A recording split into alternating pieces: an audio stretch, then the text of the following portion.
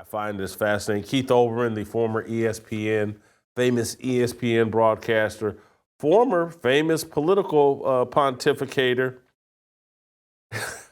is now has so much Trump derangement, maybe the worst case of Trump derangement we have in America, that he's actually making threats at Scott Jennings, the CNN broadcaster. He posted on X at Scott Jennings, the conservative broadcaster over at CNN that puts clown suits on Abby Phillips and her gang of black queens on a nightly basis. Keith Olbermann, you're next, MFer, but keep mugging to the camera. He's making a threat at Scott Jennings, and then Scott Jennings, in his response, copied Kash Patel on this deal. And I don't blame Scott Jennings, because Olbermann is setting a tone out there that, like, hey, Scott Jennings is worthy of death because I disagree with him because he's conservative.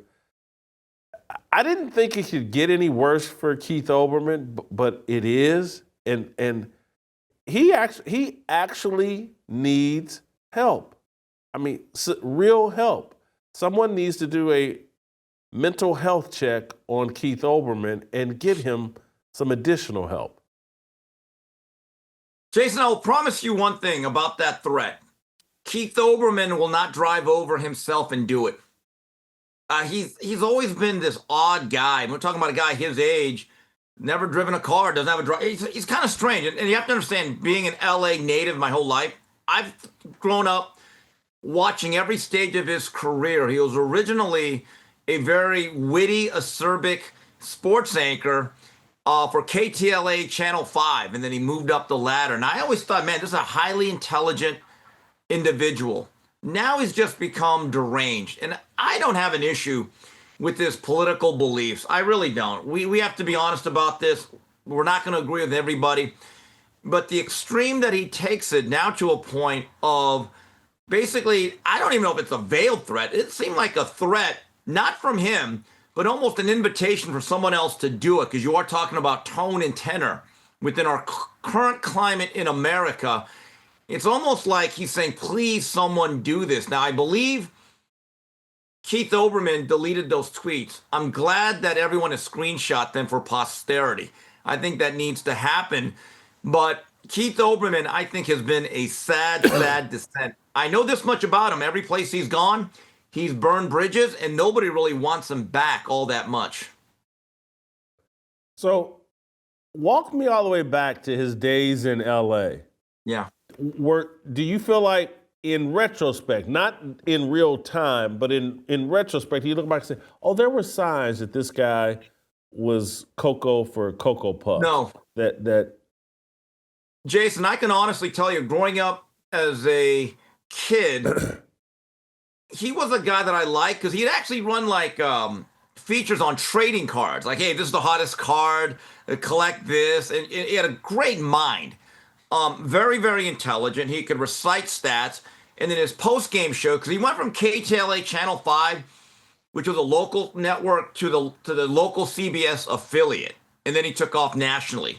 But he would do these post-game shows, and you could tell that probably a guy that didn't play the game, but there was a bit of a Cosell-esque nature to him. He did unbelievable commentaries. He'd make sharp comments, wasn't afraid to take on the big guys. It was actually very admirable. But at the same time, Jason, in this era, which was mid-'80s to about mid-'90s, before he went over to ESPN with Dan Patrick, where he became iconic nationally, I didn't really have an inkling of his political leanings at all. Now, again, I'm very young. I didn't care about that stuff. Only thing I read in the sports page was the box scores and the comics, basically, out of the LA Times.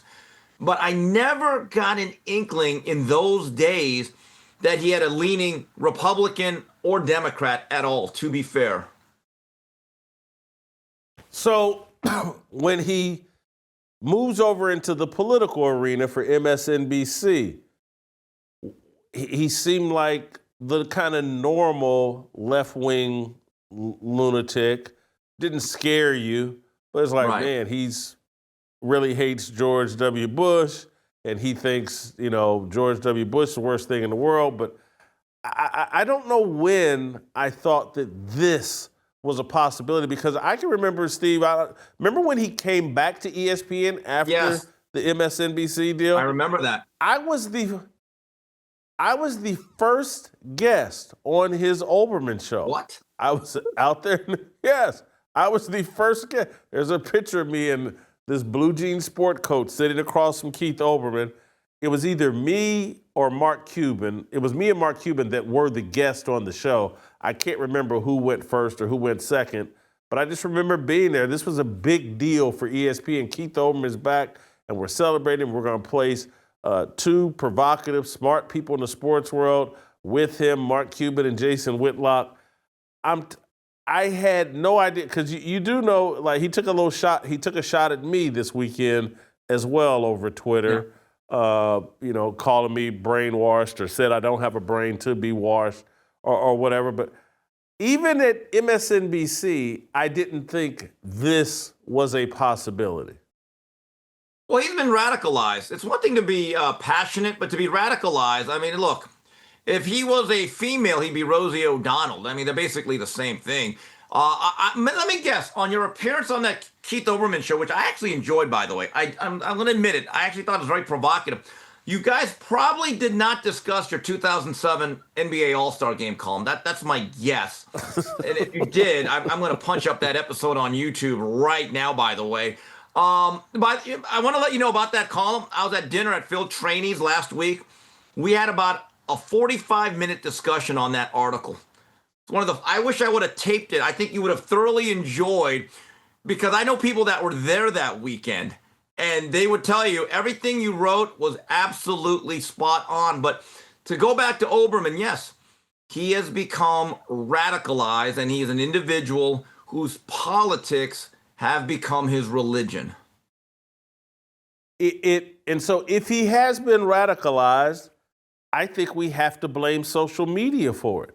I think this guy lives his entire life on X or Blue Sky, probably a lot of time on Blue Sky, and that's what's radicalized him. This was someone that's made millions upon millions of dollars, was taken very seriously. But because I think even leftists probably have moved away from Keith Olbermann, because, I mean, this guy could legitimately go postal. I think at this point, if Keith Olbermann did something to harm himself or someone else, I don't think anybody would be surprised.